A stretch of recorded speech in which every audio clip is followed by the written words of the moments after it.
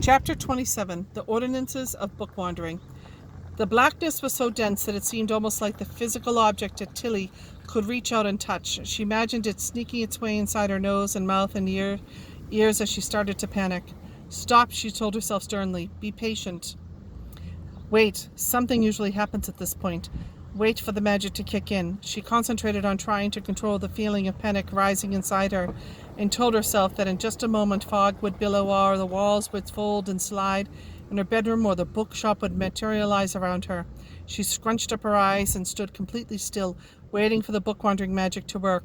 But after what felt like an awfully long time in the inky blackness, Tilly was forced to come to terms with the fact that she definitely was not back in Pages and Company, and she did not seem to be in The Little Princess either. She took stock of what she could sense. She was standing on something reassuringly solid and ground-like, and she was warm. She could smell wood and paper and something sweet, but she could not feel anything in her immediate arm span. She held her arms out in front of her and walked tentatively forward until she found something that felt comfortingly like a wall, not an infinite or other trapping in her between stories. Okay, if this is a room, then there must be a door or a window, Tilly muttered, trying to reassure herself. Eventually her fingertips brushed against what felt encouragingly like a door frame, and as she swished her hands around, she found a cold, round handle. She took a deep breath and turned and pulled it, and the door clicked open. Tilly sagged in relief. Outside was not much better, but there was a muted gray light inside of a soupy darkness, and it was enough to be able to see a light switch right by the door, which Tilly turned on to reveal a very mundane, empty room. There was a small desk in one corner, a wooden chair behind it, and a stack of notebooks on top. A dead plant was in one corner of the room, and there was a bin with just a rotten apple core inside another.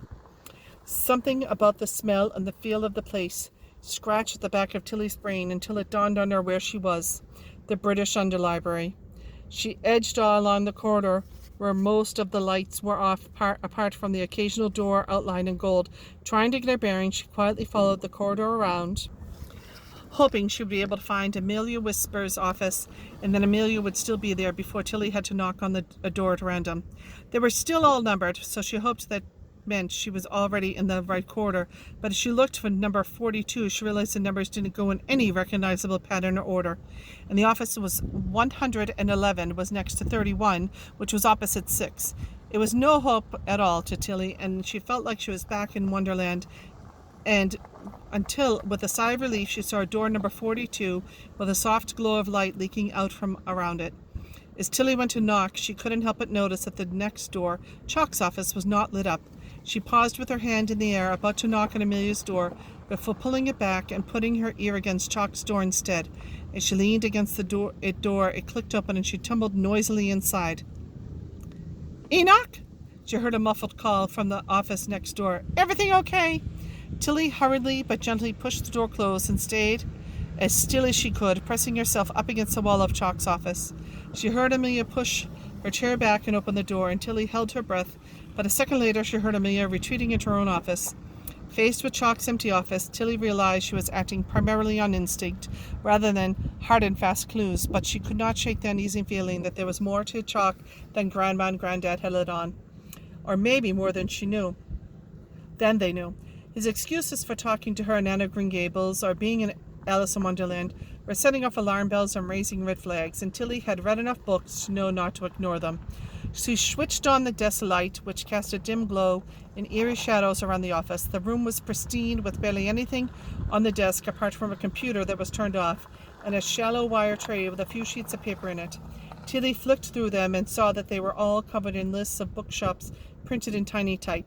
Some of them were crossed out with angry red lines, and some were marked with arrows or stars. There were no photos or knickknacks, no garish best librarian mugs, no sign of personality anywhere. The only decoration was a large poster pinned on the back of the door titled "The Ordinance of Book Wandering." As she looked closer, she realized it was handwritten. As her eyes scanned the list, she felt increasingly nervous. These rules were devoid of the sense of adventure or wonder that seemed to fill Amelia or Seb when they talked about book wandering. 1.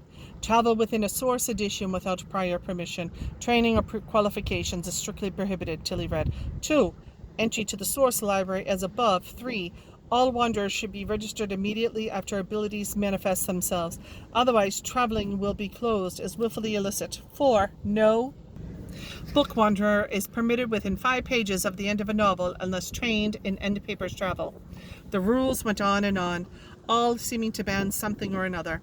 Tilly shuddered and moved over to the shelves of fat ledgers that lined the room. She noticed they were embossed in small gold letters with the dates they covered and pulled one down at random. She saw rows and rows of names and bookshops and libraries written in handwriting that changed every few years. Tilly ran her fingertips down the thick paper, down the records, so many different people and their stories, and wondered what adventures they had had. She liked knowing that her mom was in one of the ledgers somewhere, and that Grandma and Granddad must be in one too. Generations of bookwanderers all listed together in nearly identical emerald green ledgers. She wondered if anyone other than Chalk ever looked at them. As she put the ledger back, she realized the office was not entirely lacking in personality, as she had first thought. At the back, tucked away in a corner, was a bookcase of the sort of books you might expect to find in a librarian's office. Novels, children's books, classics, a large blue book of fairy tales, a colorful, messy mix of books. It made Tilly wonder if they'd judged Chalk too harshly after all. Could anyone with a full set of Harry Potter novels be that bad? He had even had a copy of A Little Princess, and Tilly felt her heart thaw an extra degree toward him. Tilly forgot where she was for a moment and pulled down his copy. It was a different edition from her mum's, which was tucked under her arm, or any she had seen before at the bookshop. The cover was a simple black mat with one title and the author's name in gold writing. She flicked through the first chapters, unable to resist reading the description of her father again, but she was instantly distracted by the scene in which Captain Crewe and Sarah first leave the school, which was not quite how she remembered it. She was sure she hadn't seen their cab swerve on the road to avoid hitting someone, but she was also learning that once you were inside a book, anything was possible. But then she found another passage that was sure was different than in her mum's copy. She read it out loud under her breath to herself. She went into the shop. It was warm and smelled deliciously. A young woman wrapped in a warm cloak stood at the counter, absent-mindedly playing with her necklace as she waited for the baker to finish setting out the piping hot buns. Good morning, miss. How are the children doing in this cold weather? Quite well, thank you, Nancy. They're all very excited about Christmas. The baker smiled warmly. What can I get you then? Anything for the little one? A loaf of bread and some of those tiny almond cakes, please. There are several sweet teeth back at the house.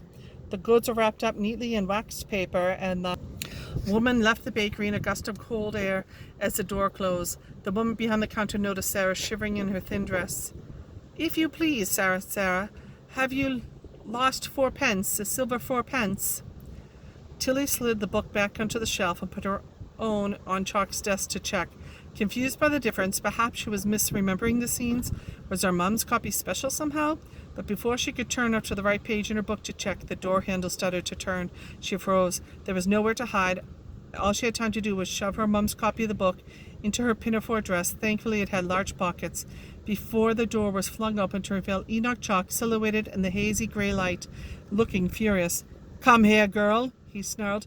I knew there was something strange about you the moment I saw you. Tilly backed into the corner. I'm sorry, Mr. Chalk, she stammered. I got lost and I couldn't work out how to get home, and your door was open and I... Enough, he interrupted. No excuses. How did you get here, Mrs. Pages? Like I said, I was lost in the library and your door was... No, he said, tense with anger. We will get to why you are in my office in good time. I want to know how you've come to the underlibrary past closing hours and by yourself. He spun around. Is your grandfather here too? No, I didn't mean to come here, Tilly protested. I promise it was an accident. I was trying to get out of the book, but the page was torn, and... What on earth is going on here? Tilly was faint with relief when she saw Amelia Whisper join Chalk at the door. I thought you had gone home, Enoch. Why are you out in the corridor bellowing? Amelia tailed off as she caught sight of Tilly. Matilda, what on earth are you doing back here?